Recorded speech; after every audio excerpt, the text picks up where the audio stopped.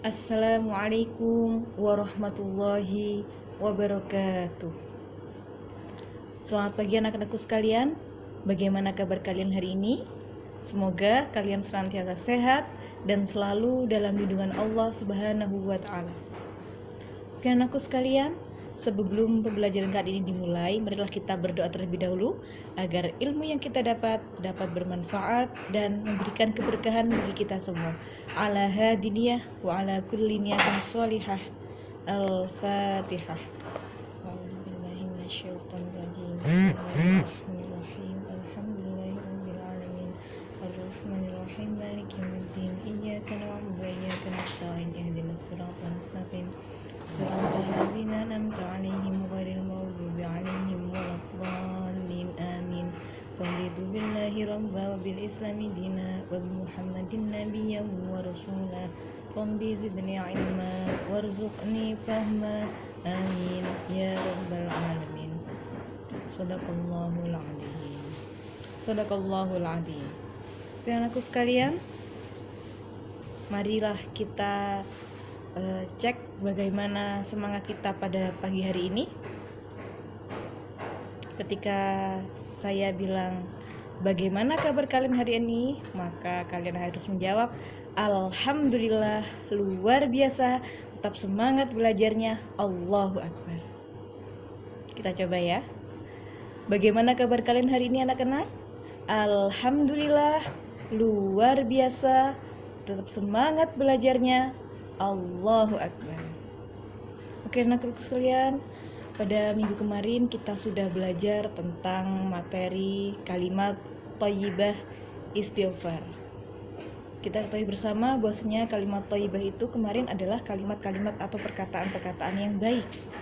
Kalimat thayyibah itu banyak sekali macamnya, tapi memang kemarin kita fokus membahas pada kalimat istighfar.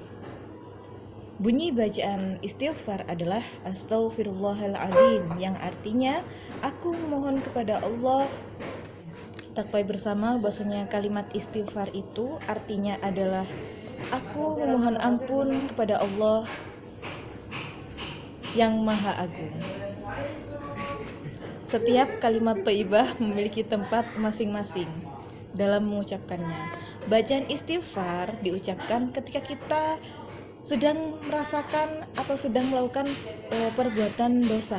Kita sedang mempunyai banyak kesalahan, maka kita setidaknya mengucap istighfar. Ketika kita lupa, kita juga hendaknya mengucapkan kalimat istighfar. Ya, karena kalimat istighfar ini kalimat yang sangat dianjurkan untuk dibaca ketika kita dalam keadaan lupa, ketika kita dalam keadaan bersalah dan juga penuh dengan dosa. Oke, bahwasanya Allah telah berfirman dalam Al-Quran surat Hud ayat 3 pada buku LKS kalian halaman 6 yang berbunyi Bismillahirrahmanirrahim. Wa anistaghfiru rabbakum tsumma tubu ilaihi yumatti'ukum mata'an hasanan ila ajalin musamman wa yu'ti kulladzi fadli fadlah wa in tawallaw fa inni akhafu 'alaikum 'adzaba yaumin kabir. Shadaqallahul adzim. Dan hendaklah kamu mohon ampunan kepada Tuhanmu dan bertaubatlah kepadanya. Niscaya Dia akan memberi kenikmatan yang baik kepadamu sampai waktu yang telah ditentukan. Dan Dia akan memberikan karunia-Nya kepada setiap orang yang berbuat baik. Dan jika kamu berpaling, maka sungguh aku takut kamu akan ditimpa azab pada hari yang besar atau pada hari kiamat. Quran surat Hud ayat 3. Ketika kita berbicara masalah dosa, dosa itu ada dua. Dosa yang pertama adalah dosa yang dilakukan kepada Allah, dan yang kedua adalah dosa yang dilakukan kepada sesama manusia. Contoh dosa yang dilakukan kepada Allah yang pertama, ketika kita tidak melaksanakan sholat, ketika kita lalai akan tanggung jawab kita, terhadap 5 rukun Islam, ya.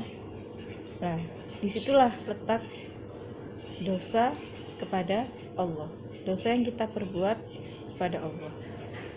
Yang kedua adalah dosa yang kita perbuat dengan sesama manusia. Misal, tidak sengaja kita berkata kotor kepada seseorang, atau ketika kita bersikap tidak baik dengan seseorang, ya, itu adalah contoh dosa yang diperbuat oleh sesama manusia. Oke, lanjut, membiasakan mengucap kalimat istighfar, ya. Kita dapat memiliki keutamaan. Keutamaannya apa? Yang pertama, Allah akan lebih mudah untuk mengabulkan doa kita. Yang kedua, Allah akan memberi rezeki dari jalan yang tidak disangka-sangka.